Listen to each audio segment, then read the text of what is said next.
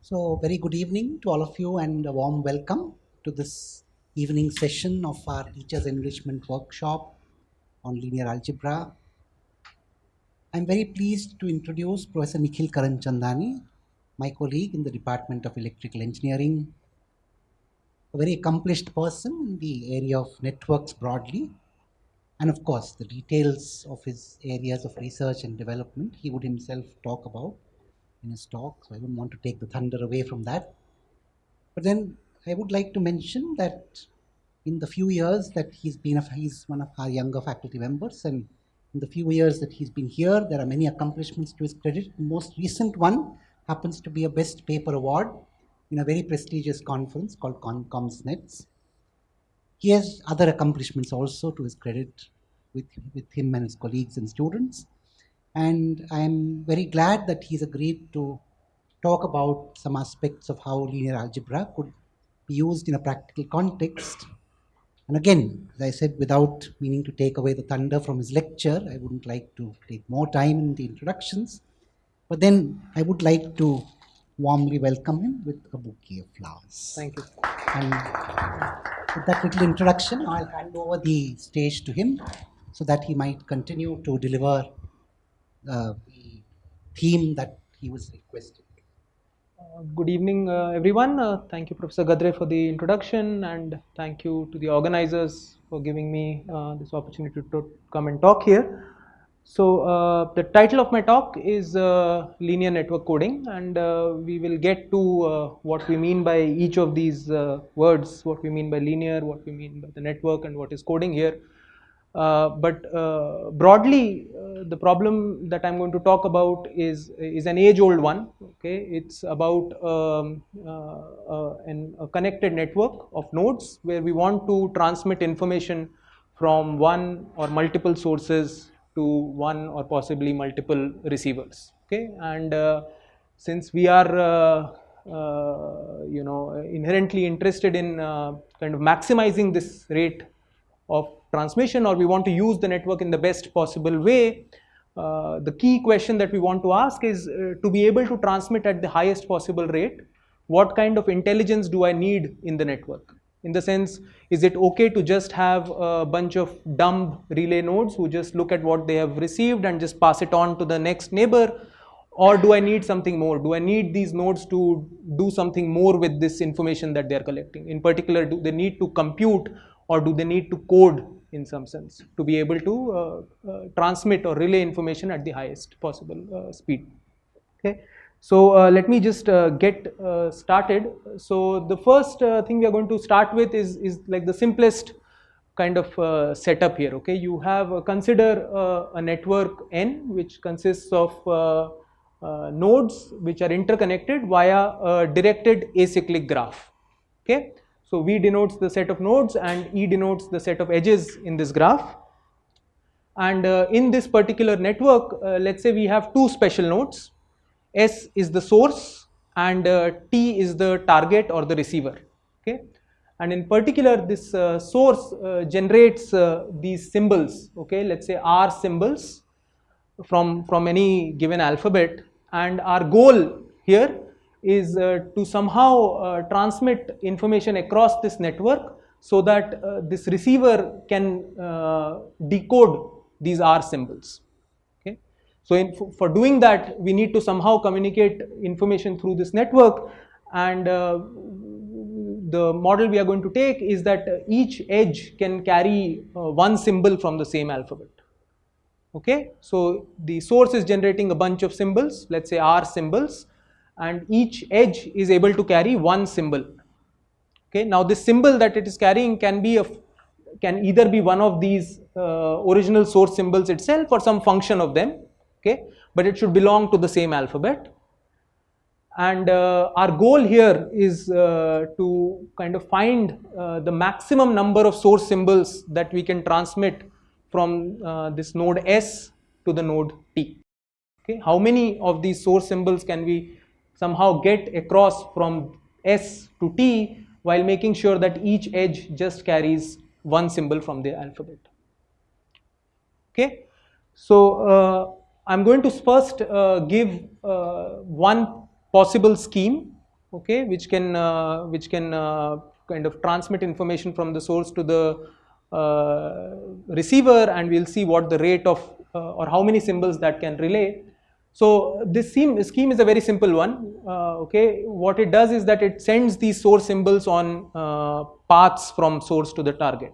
Okay, so in particular, let's take Pn to be the set of all S to T paths. So for example, this is one path from the source to the target.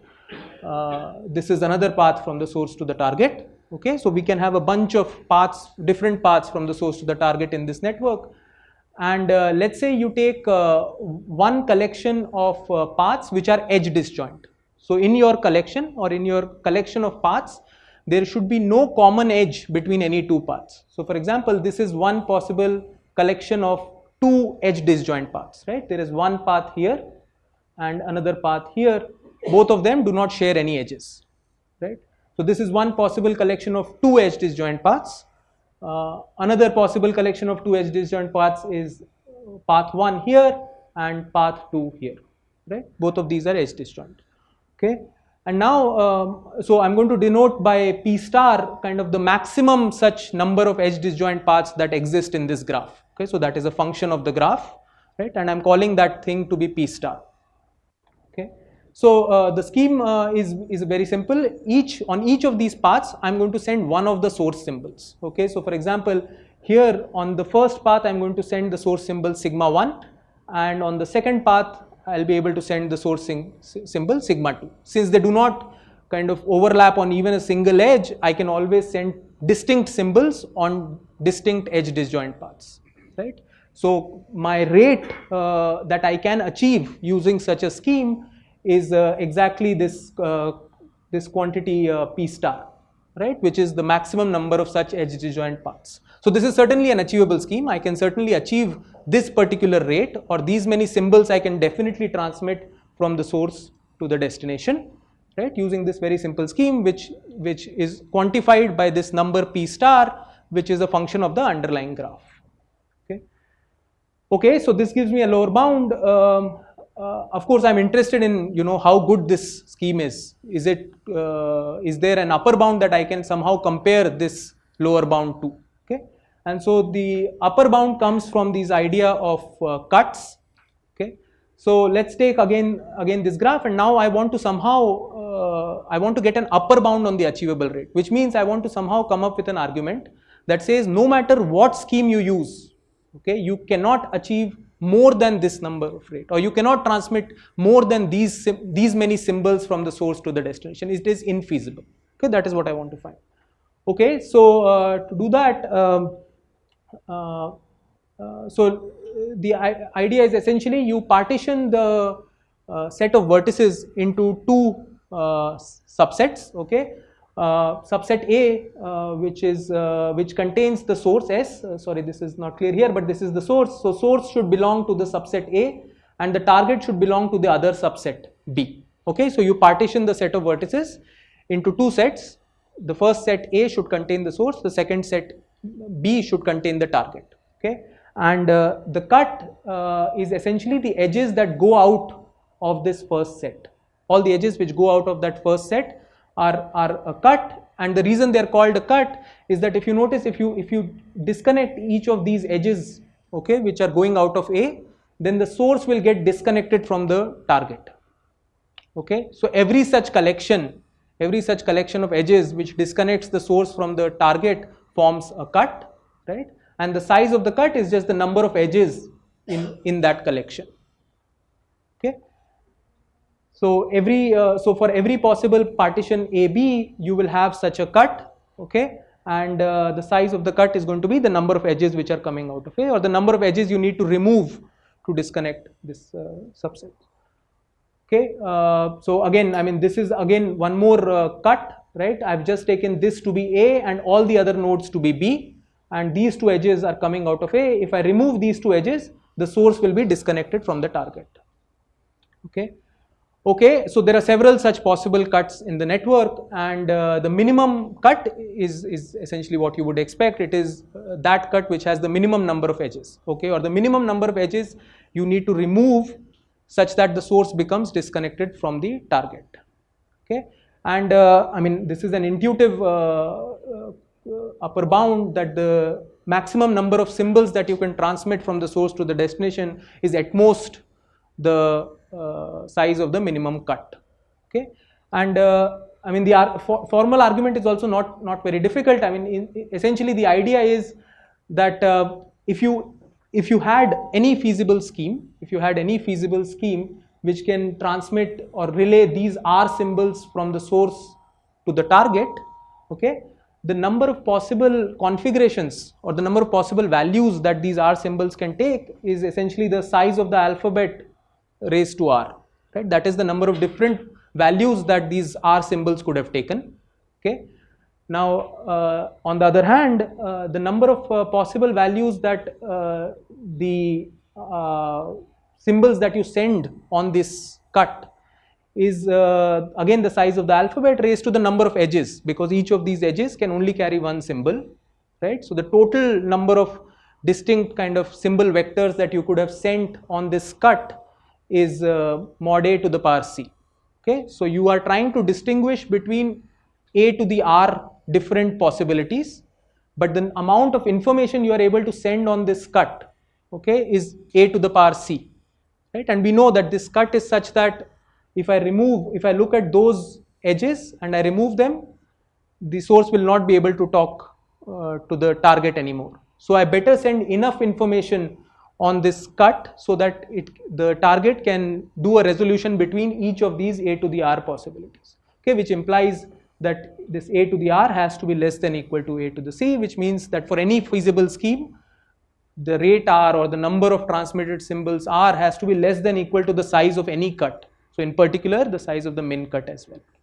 Okay, so we now know basically that this, and I mean this particular argument in fact doesn't even require me to restrict myself to any type of schemes, in the sense, you know, these nodes can do all kinds of operations, whatever operation it wants to do. Okay, it is not restricted to just forwarding or even linear operations, nothing like that. This argument essentially allows you to do any possible computation scheme.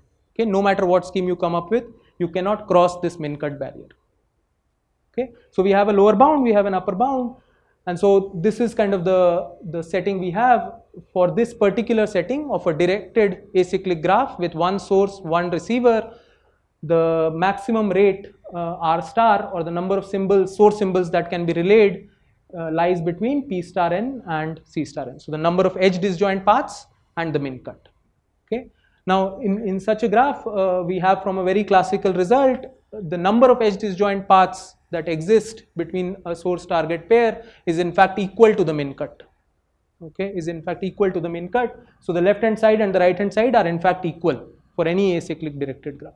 Okay, which means we have a tight characterization of the maximum rate for this particular setup, where you have a directed acyclic graph and one source, one target.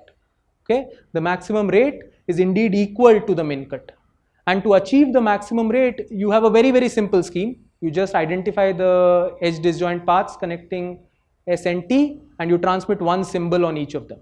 Okay, you don't need to do anything more complicated than that. Every node just looks at the symbol coming from its parent, forwards it to the next guy, and so on. Okay, that simple scheme achieves the maximum possible rate. Okay, and in fact, I mean, this result is much more general. So in particular, for example, in this particular case, the minimum rate or the maximum rate r star is equal to the min cut, and the min cut is exactly 2. Right? If you remove these two outgoing edges, the source is disconnected from the target, so the min cut is indeed 2, and you can achieve a rate of 2. Okay, so as I was saying, so the result actually extends more generally to weighted graphs, undirected graphs, and so on. We just talked about one particular setting here. Okay, so is this part clear? Is this okay? Yeah. So this is just the single source, single target setup. Okay, so let's move on to something more interesting. So we are now going to move from this unicast setting, the so-called unicast setting, to the multicast setting. Okay, so the graph, we still have the same kind of thing. The network is represented by a directed acyclic graph, right? We have one source, okay, but now we have multiple receivers. okay, and we want to multicast information from this single source to these multiple receivers. So in particular, you might have up to n receivers in your graph, and I want to transmit the same information. So let's say the source generates some R symbols. I want each of these receivers to be able to decode those R symbols. Okay, earlier we had a single receiver. Now I want each of these receivers to be able to decode these R symbols.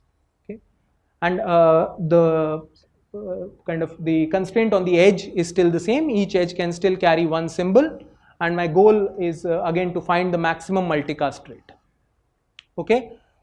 So clearly, I mean, this problem is, at least in terms of the resources needed, is more complicated than the previous problem, right? You had a single receiver there. Now you have a tighter or a more stricter constraint. You have multiple receivers, and you want each of them to be able to recover all the R symbols. Only then will you say that this rate R is achievable. Right? Okay. Let's say you so we have n receivers, and let's call Ci star to be the min cut between source S and the ith receiver. So for example, if you look at the first receiver, if I disconnect these two edges, the source will be disconnected from the first receiver, right? So the min cut between S and T1 is 2, right? And that is, or one possible such cut is these two edges.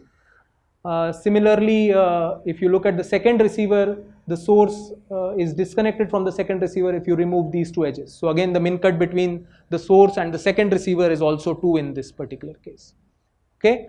So, I mean, one thing that should be clear is that the maximum possible rate that you can achieve in this setup is definitely going to be at most the maximum possible rate if there was just one of these receivers present.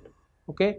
So suppose, I mean, you have some, oracle which just takes the information here and just gives it to the first receiver. So I don't have to worry about that first receiver.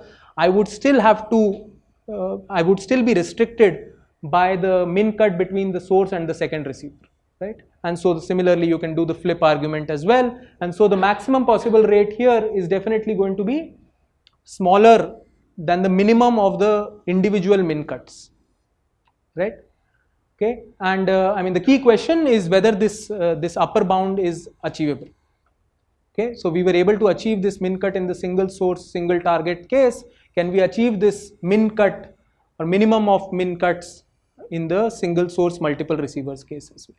Okay, and in this particular talk, at least we are going to take the case where all of these min cuts to each of these different receivers is the same, C star, and we'll also assume the graph to be minimal. So what I mean by the graph to be minimal is the following. So if I take each of these min cuts to be C star, okay, so the cut between the source and target 1 is C star, right? So we have seen from the theorem before that this min cut essentially tells me the number of edge disjoint paths between the source and that receiver.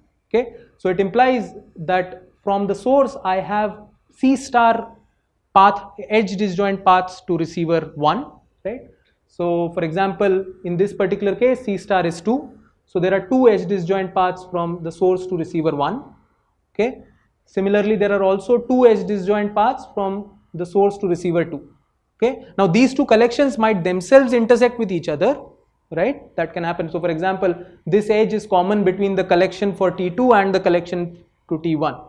But you have these C star number of edge disjoint paths from the source to T1, C star number of edge disjoint paths from the source to T2, and so on. Okay, and what I mean by the graph to be minimal is that this graph is just a union of these edge disjoint paths. Okay, so there is no edge which does not belong to any of these collections. Every edge belongs to at least one of those edge disjoint paths.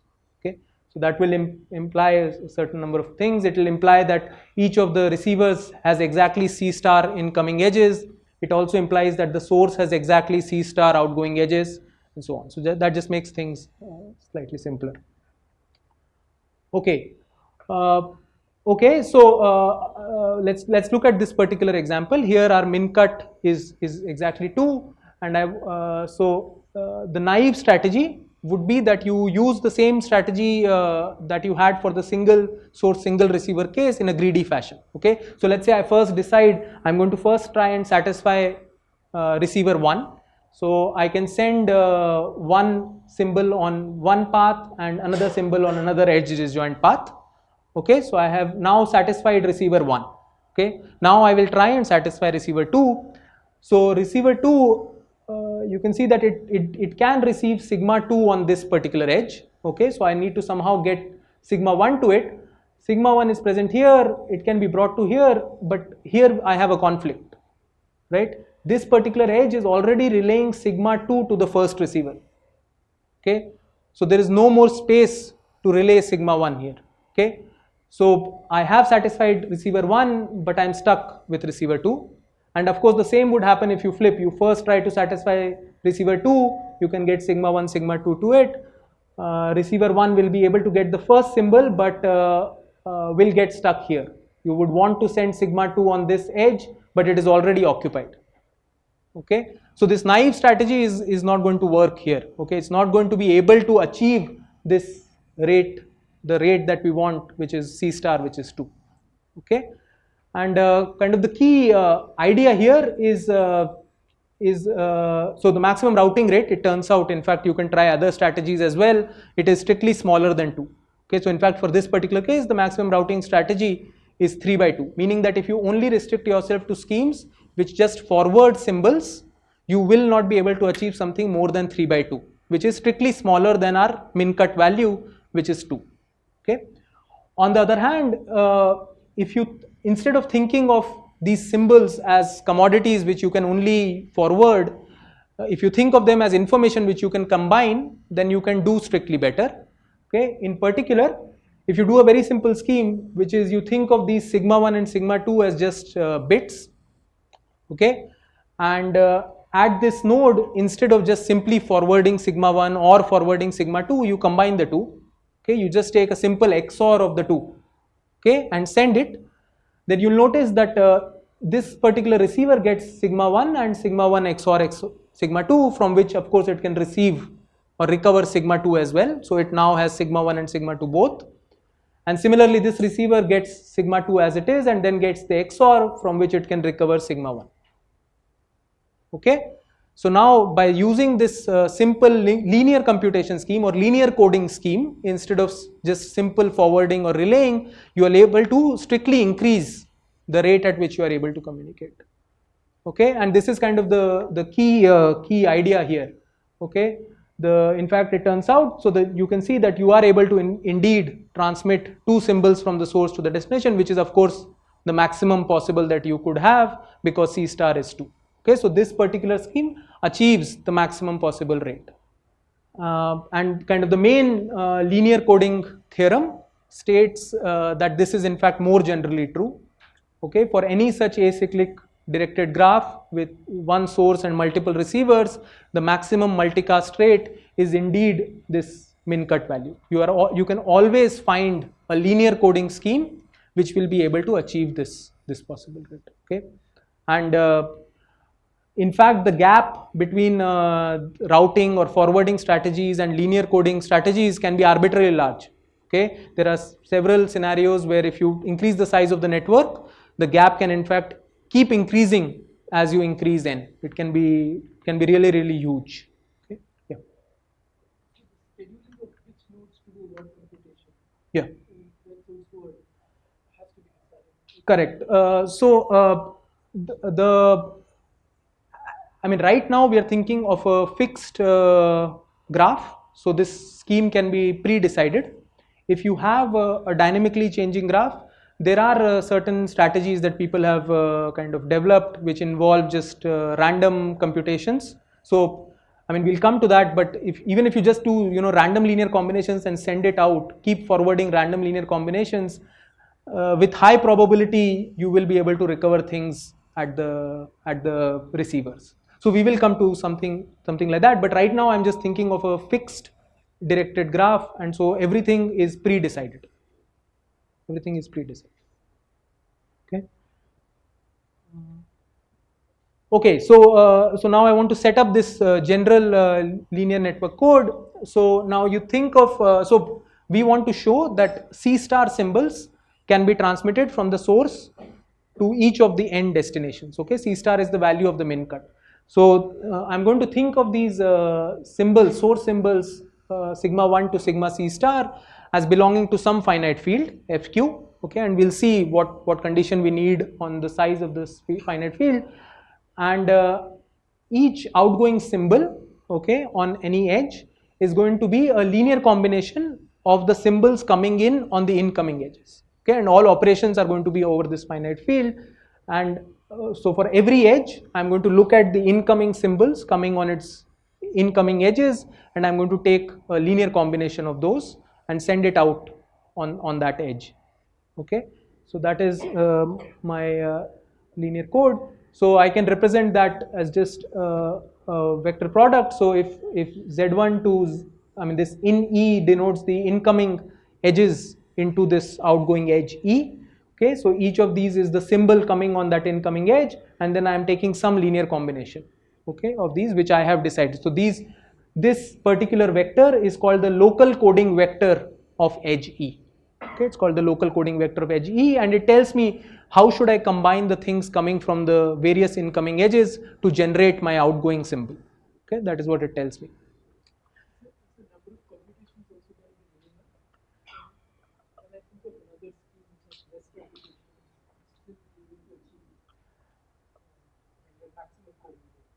So you can, I mean, certainly forwarding is not going to work anymore. So one of the things that will matter in terms of computations is the size of the finite field, and we will see that one particular size is sufficient. Okay, but there is also a corresponding lower bound which says that you cannot choose this finite field size to be too small either.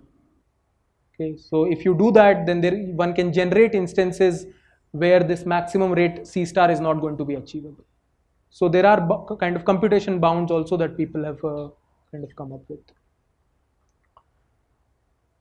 Okay, so since these are linear operations, I can also write this outgoing edge. So here the outgoing edge, the symbol on the outgoing edge is written in terms of the symbol coming on the incoming edges. Since this is a linear operation, I can also write them in terms of the original source symbols, right, by just iterating and peeling off the local coding vectors. Okay, so each ZE can be written as a linear combination of the original source symbols. Okay, and this is called the global coding vector. So this is the local coding vector which tells me how to combine these incoming symbols, and the global coding vector tells me how this outgoing symbol depends on the original source symbols. Okay, and both of these are of course interchangeable. You can evaluate the global coding vector from the local coding vector. Okay, by just iterating. So let's look at our particular linear code.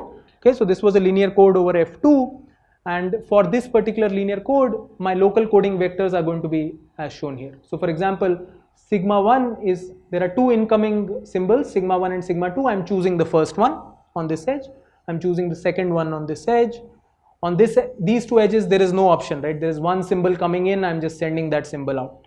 Okay, and on this edge, I take both the symbols coming in and I linearly combine them. So each of them gives me my how I'm combining the incoming vectors. And I can also write down the global coding vectors which tell me how the source symbol depends on the original sigma 1, sigma 2. So for example, here it depends just on sigma 1, so you have 1, 0. Here it depends on sigma 1 XOR sigma 2, so you have 1, 1. Okay, so you can write down both of these and forward. Okay, so as I was saying, you can in general go between these local coding vectors and global coding vectors. So if, for example, if let's say by induction I have somehow come till these two edges, and on these two edges I have these two global coding vectors. Okay, if I have the local coding vector to be beta 1, beta 2, that means I'm going to take this edge, multiply that by beta 1. I'm going to take this incoming symbol, multiply that by beta 2 and add the 2 up, right? If I rewrite this in this particular way, I can write them as linear combinations of sigma 1 and sigma 2. Okay, so now on this particular outgoing edge, my global coding vector is given by this quantity. Okay, so by iteratively going over these local coding vectors, you can keep evaluating the global coding vectors. Okay, and the key thing to note here is the following. If you notice, the global coding vector on this outgoing edge is a linear combination of the incoming global coding vectors. Okay, so that is a key point. the global coding vector on any edge lies in the span of the incoming global vectors, okay, because you are restricting yourself to linear combinations. So if there is a certain coding vector coming in on these two, the coding vector here will have to be in the span of those coding vectors. Okay, this is something that is going to be useful in designing the scheme. Okay, so finally, if you keep iterating this process and you reach the n receivers, you will be able to write the symbols, the C star symbols received on the C star edges coming into each of these receivers as a matrix transform of the original source symbols, right? Each of these is the global coding vector on the C star incoming edges. So each target has C star incoming edges. Each of those edges is associated with a global coding vector, right? And these are the symbols that are received. Okay. And now by looking at these received symbols, I want to somehow infer my original source symbols. Okay. And I want to be able to do that at each of the n receivers. Okay. So now this is of course a very simple condition. I want all of those transfer matrices to be full rank, right? Or in other words, I want, if I look at the determinant of these matrices, I want none of those determinants to be 0, or I want the product of these determinants to be non-zero. So I have to somehow choose these local vector coefficients, how I am deciding to combine at every edge. I have to somehow choose them so that I am guaranteed that this determinant is non-zero. Right now, yeah, right now I haven't made any assumption of the field. This is what I want. Now somehow in some fields this might not be even possible, meaning that there might not be any assignment of vector coefficients such that this determinant is non-zero. Okay, so in particular that's in this particular case we saw that this was our global coding vectors. So if you look at A1, it's the combination of these two global coding vectors, which is 1 0 and 1 1, and for T2 it is 0 1 and 1 1. Okay, and the computations are over F2 for both of these matrices are indeed full rank. Okay, both of them have non-zero determinants. So in this particular case, we were able to recover sigma 1 and sigma 2 at both the matrices. Okay, at each of the receivers. So internally, I don't have any restriction. My goal here is only to be able to recover things at T1 and T2. So for example, here clearly this node cannot receive symbol sigma 2, right? So my constraint is defined only at the receivers. So there are nodes in the network which are just pure relays. Okay, so here is kind of the first key result, which is that if your finite field size is larger than the number of receivers in your network, then there does exist an assignment of these coding vector coefficients such that each of those matrices is in fact full rank. Okay, and so which will in fact imply that since all of these matrices are full rank, you will be able to recover all the C star symbols, and so there will be a scheme which will achieve the maximum possible rate, which is that min cut value. Okay. And I mean there's various ways to prove this result. One particular way is to think of this product of the determinant as a polynomial in these vector coefficients. So you have a large number of coefficients and you think of this product as just a polynomial in these variables. Okay. So what I want to somehow do is find an assignment of those variables so that which is a non-root of that polynomial, right? It is all over all the receivers. So you're looking at each of those transfer matrices, the determinant of that, and you're taking the product. Okay. So it turns out that because we have this acyclic directed nature of the graph, you can show that the degree of each of those coefficients is at most n, which is the total number of receivers. Okay. So in fact, it can be shown that if I mean a suitable kind of massaging of this can be shown to have degree 1 for each alpha k in each of these determinants. Okay, so if you take the product, the maximum degree that you get is just the maximum is the number of receivers n. Okay, and once you have that, then I mean, all you need to show is that for the finite field size, if it's larger than this n, capital N, then you will have a certain assignment to these coding coefficients, which will result in a non-root. Okay, and that just follows from this result. Which at least in this literature is known as the sparse zeros lemma, which says that if you have a certain polynomial where the degree of each variable is bounded by d, then if you take the finite field size to be, if f has more than d elements, then you will be able to find at least one assignment to the variables, which results in a non-zero value. Okay, so in particular, if your finite field size at least is greater than this maximum degree n, then there will be an assignment of these coding coefficients such that each of these receivers will get a full rank matrix, and so will be able to invert it and get the desired source symbols. Okay.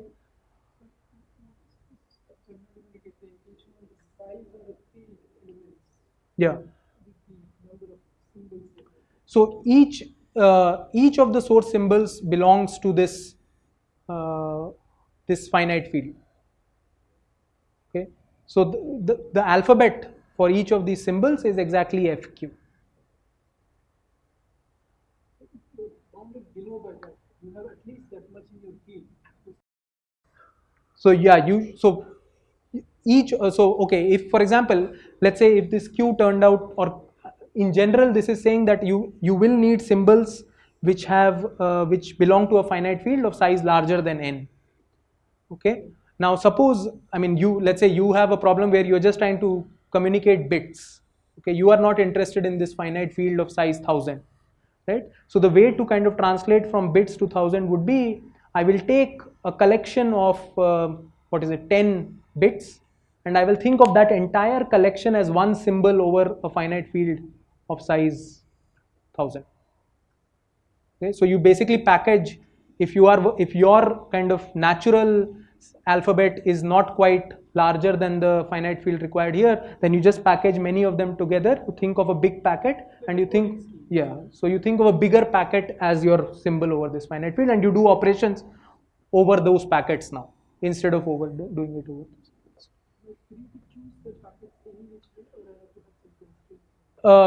so theoretically there is no constraint. The price where you will pay is an overhead in terms of describing those coefficients. So these alpha i's or the global coding vectors, you have to describe them to the receiver, that matrix, so that it can invert. Now that description will require log q values, right? So if you keep increasing q too much, you essentially pay a penalty in that overhead. Okay, so this result essentially is an existential result. It tells me that there exists a certain assignment, but it doesn't tell me how to find that assignment, right? I cannot go over all possible assignments and then try to find one. That will be a computationally impossible task. So I want something more computationally efficient. Okay, so there is in fact a polynomial time scheme to be able to recover, given a certain acyclic directed network, to be able to recover a valid network code. It can be done via a given construction. Okay, so the construction works as follows. You take your original directed acyclic graph, okay, and you order the edges in a topological way. So there is a natural way in any DAG to order these edges, and that order is essentially, I want to make sure that when I come to a particular edge, all its parent edges have already been visited in this order. Okay, so you just move from the source towards the target in this order, so that whenever you come to a particular edge, all the parent edges have already been visited before. Okay, we'll look at an example before. So I'm going to visit them one by one, and when I visit a particular edge, I'm going to decide what my kind of coding vector for that particular edge is going to be. So I'm going to do it in this sequential manner. Okay, so for each of the receivers, we know that since the min cut is C star, there are C star edge disjoint paths between the source and every receiver. So you just enumerate those paths beforehand. You fix those paths beforehand. And for each of these receivers Ti, I'm going to keep maintaining two lists at every step of the algorithm. Okay. So the first list maintains, it has C star values, and it maintains the last edge visited on each of those edge disjoint paths. Okay, so there are C star edge disjoint paths from the source to receiver Ti. I'm keeping a handle on which was the last edge on each of those paths which was visited by my algorithm. Okay, and the second one is just the global coding vectors on each of those corresponding edges. Okay, each of those corresponding edges.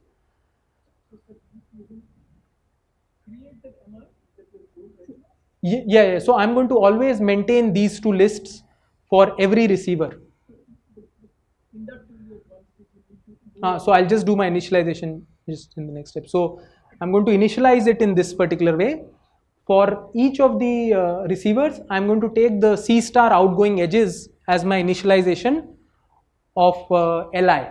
Okay, because so each of these edges which are outgoing, so there are C star outgoing edges from the source, each of them is going to belong to one of the edge disjoint paths. So that is my initialization for Li. And for Mi, I'm going to choose identity vectors. Okay, so I1 is a vector which is 1 in the first coefficient and 0 everywhere else. I2 is 1 in the second coefficient and 0 everywhere else, and so on. So in particular, this Mi collection is full rank. It's spanning the entire FQ to the C star space. Okay, and this is what I want to this property is what I want to maintain. I want to make sure that I somehow maintain this Mi to be full rank at every possible step. Okay, what that will guarantee is that by the time I reach my receiver, I would still be satisfying the same property, which is that you have these incoming edges into the receiver and all of them are going to be, that collection is going to be full rank, which is what I want. Okay, so I'm going to update these Li and Mi as I go along. Okay, so let's just look at our example. So by the way, this is like the canonical example of network coding. It's called the butterfly network. If you pick any paper on network coding, I'm sure you will find the word butterfly somewhere. Okay, so this is kind of the natural topological ordering of edges. You have 1, 2, 3, 4. So if you notice 5, you have visited its parent edges before reaching this edge. Okay, and as I said, the first step is to fix the C star edge disjoint path. So for example, I will take 1, 6 and 2, 4, 5, 8 for T1 and 2, 7 and 1, 3, 5, 9 for T2. Okay, so I fix those. And my initialization is again L1, L2 are the two outgoing edges of the source. Okay, E1 belongs to one edge disjoint path and E2 belongs to the second edge disjoint paths for both the receivers. Right? So L1 and L2 are the same to begin with, and M1, M2 are just 1, 0 and 0, 1. Okay, so again these identity vectors that I was saying. Okay, so this is where I start with.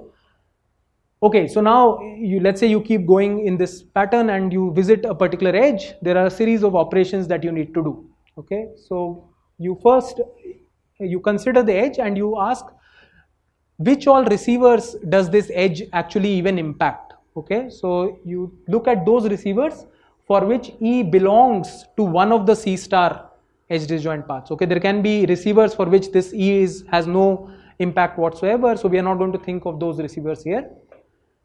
Okay, so now for each such receiver, take Pi to be the preceding edge in your list. Okay, so now in your Li, you were maintaining one edge for each of the edge disjoint paths. Okay, look at the edge disjoint path that this current edge E belongs to. Okay, and look at its preceding edge, which was there in the previous Li. Okay, so that is going to be a particular parent of this particular edge E. Okay. These are all vectors, right? So these are all vectors. Oh, sorry. Yeah. MIs are vectors. It's a collection, yeah. LIs are also vectors. Yeah. So MI, is a collection of vectors, and Li just is a collection of edges.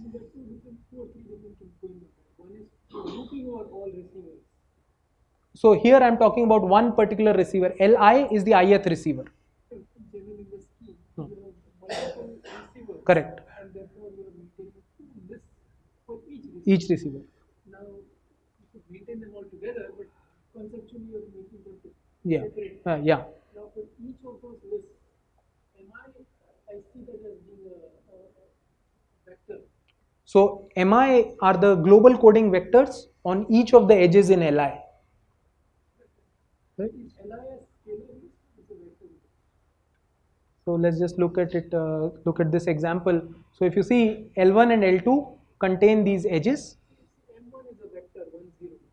No, no, no. M1 and M2 both are this collection of vectors.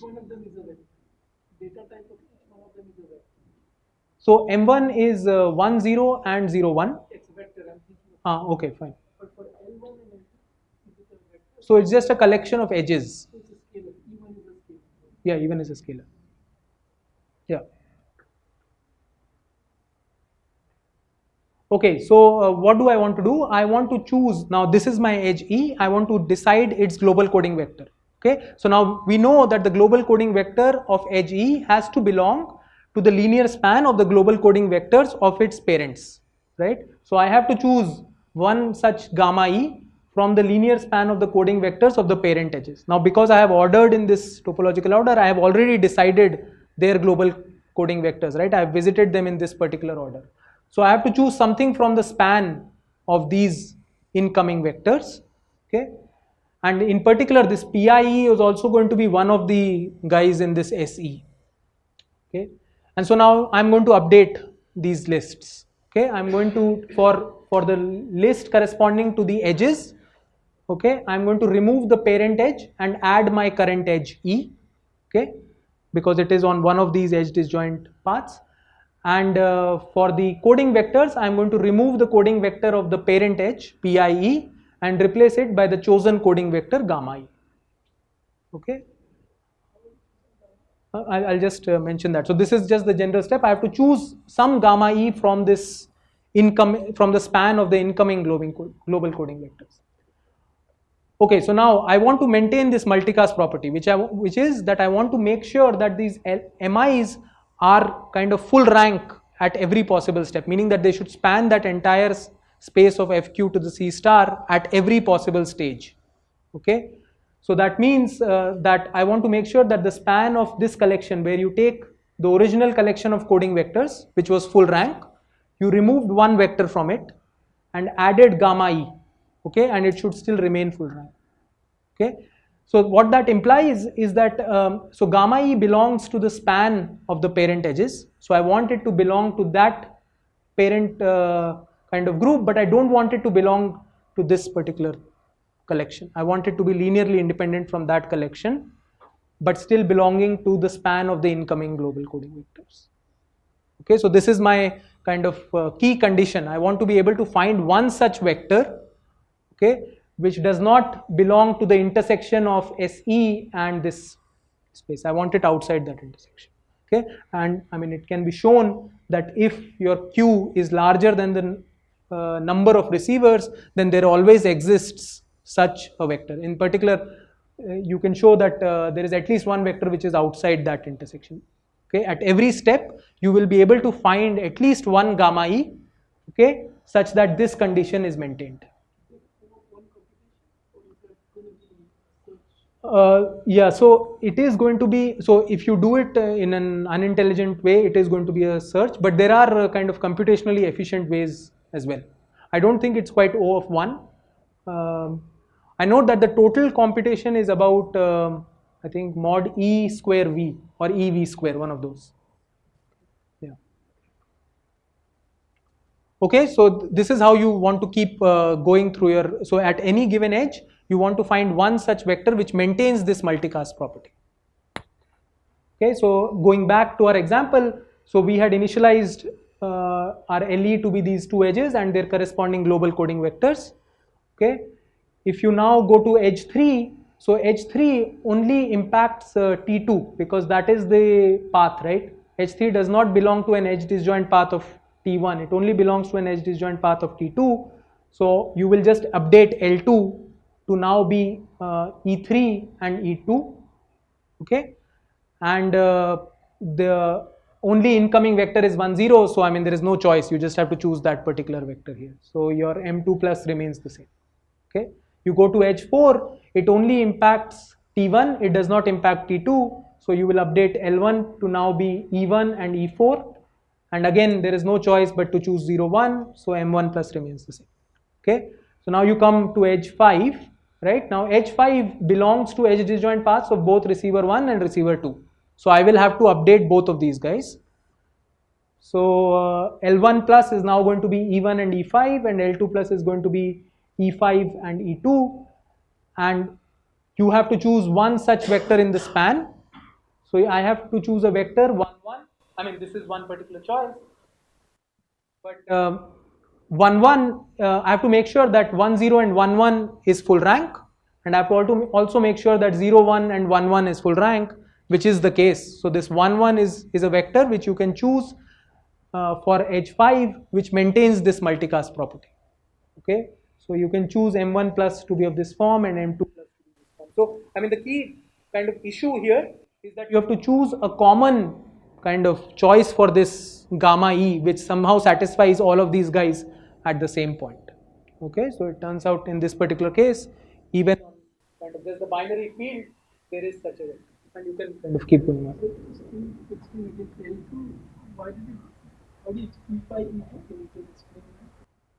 This one? Yeah. So I have to maintain the last edge that I visit on each of the C star edge disjoint paths, right? So now for receiver 2, the edge disjoint paths were 1, 3, 5, 9 and 2 and 7. So on 1, 3, 5, 9, my last visited edge is edge 5. Right, I had visited 1 and 3, now I have visited edge 5. So the latest edge that I have visited. And on this path, my latest edge is edge 2, so edge 2. Okay, similarly here, the first path, the latest edge is edge 1, so you have E1.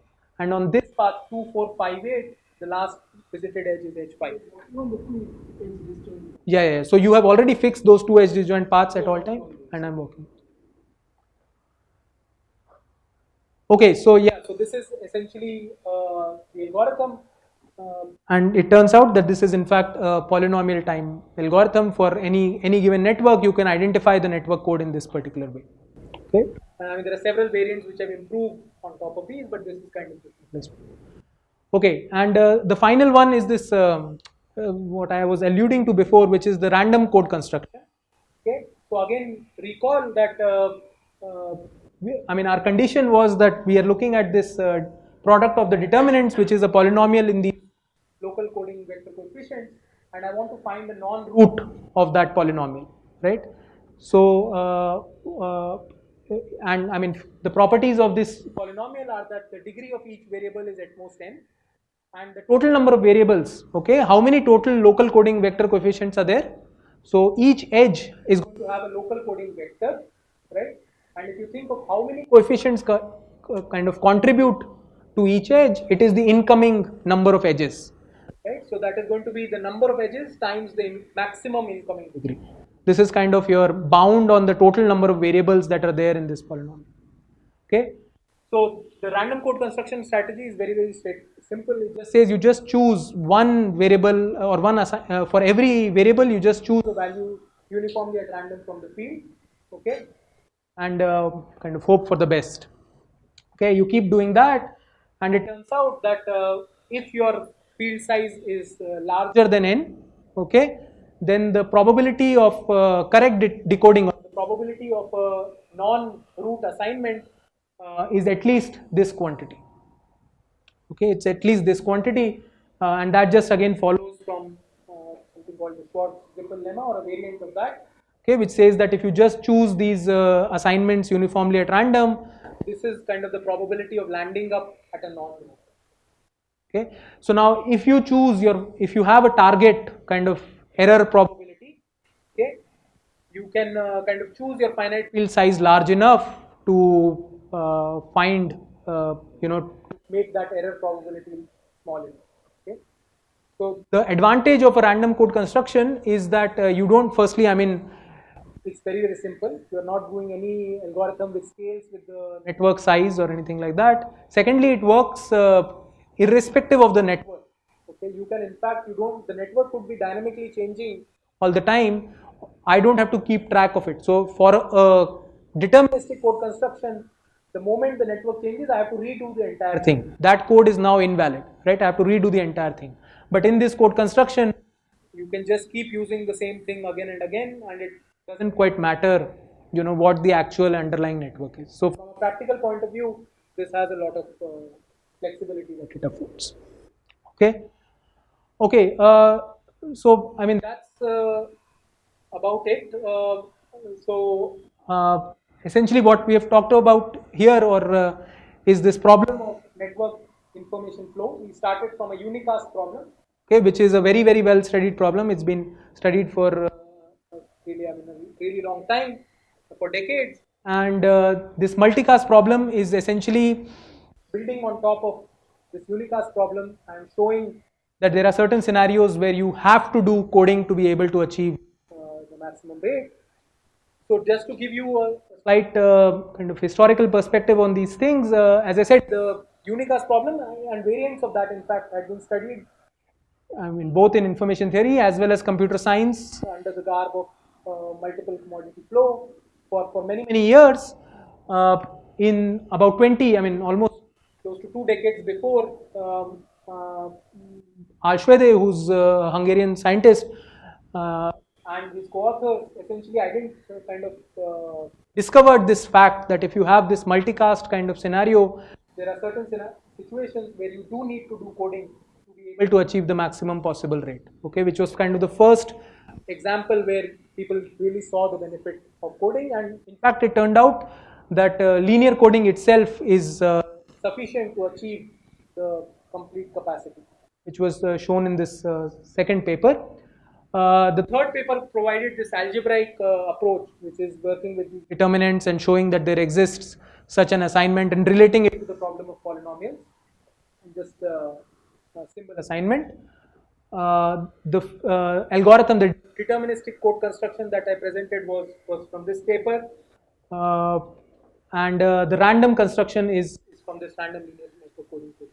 Okay, so these are essentially kind of the key building blocks, which each of them provided kind of this one of these aspects of the problem. There have been thousands of, I mean, this essentially, when this paper came out, the field just exploded. Okay, there was no network coding before 2000. You now search for network coding, you're going to find really thousands of papers on this idea. The idea is very neat and it's very simple, but it has huge amount of implications. Okay, so there have been a lot of surveys and books about this problem. So one issue that I had mentioned was this. One issue that I had mentioned was the size of the finite field which is needed, right? Clearly, it needs to scale with the number of receivers, which is not good, right? So there have been works on trying to find out what is like the minimum possible field size that you can work with, okay? And in particular, at least, I mean, one of the lower bounds that I know of is in this paper, which says that square root n is like a lower bound, okay? If you use a finite field size less than square root n, then I can create instances where there does not exist any linear code on that field which achieves the maximum rate. Okay, so there are some lower bounds there. This particular paper, so we just talked about linear codes, okay, and we saw that linear codes are in fact sufficient for the multicast problem. You don't have to do any other non-linear coding to achieve the maximum rate for the multicast problem. But if you go beyond multicast, okay, so not just a single receiver and let's say a single source and multiple receivers, you go to a multiple unicast session where you have multiple pairs of, let's say, S1 T1, S2 T2, S3 T3, each of them want to kind of individually communicate amongst each other, then it turns out that linear codes are no longer sufficient. You need to go beyond linear codes and that is what this paper discusses, and also the second paper. So beyond theoretical work or this idea of just communication, I mean, this idea of just combining information instead of sending them separately, it has really had a large number of applications all over the place, okay. So for example, this particular paper actually deployed a system, okay. They created a lab testbed where they did use this particular idea of combining information for bidirectional relaying. They showed that you can get benefits in a real system. People have applied this idea to distributed storage systems, okay. So to introduce resiliency, standard storage systems just use replication, okay. You just take the same file, you replicate it 3 times. Turns out that is not the best way to do things. You can in fact code these files together, and if you store it that way, you can reduce your storage overhead quite a lot. Okay, so that has directly had implications there. There have been implications on caching and content distribution, on how to kind of transmit files across the network, and also on actual kind of TCP standards, how to improve those by using the idea of network coding. Okay. Yeah, so with that, I'll end and I'll take any more questions.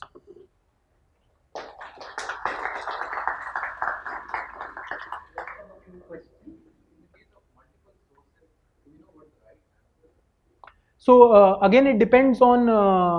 So if it is multiple sources but a single receiver, then again, in fact, the min cut is fine, and you in fact don't need to even do coding there. Okay, you can think of those multiple receivers and replace them by a super source, and that converts it to a single unicast problem.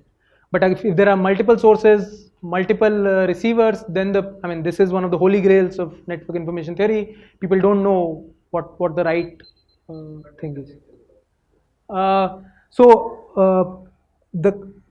The conjecture, in fact, is that network coding doesn't provide significant advantage in the multiple unicast case. So whatever you can achieve using kind of routing, I think the best possible bound is that, or the best kind of conjecture is that the network coding rate is at most 2 times the unicast rate. Okay, whereas for multicast scenarios, the gap can be as large as you want. So you're looking at this min cut to all the various destinations. So, and you took the minimum amongst all those min cuts.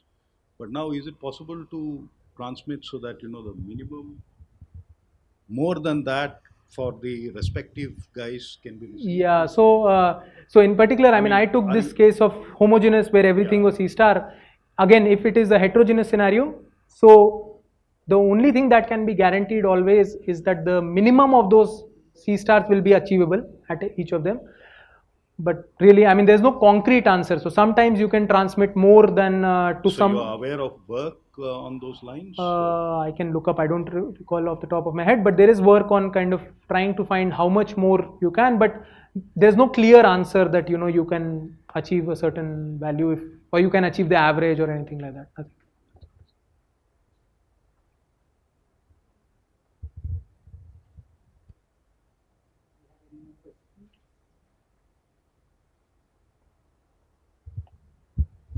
Do you have any more questions? Well, if not, then let me once again thank Prof.Nikhil Karamchandani for a very illuminating lecture, introducing us to an important subject. And I'll request all of us to proceed for a cup of tea outside.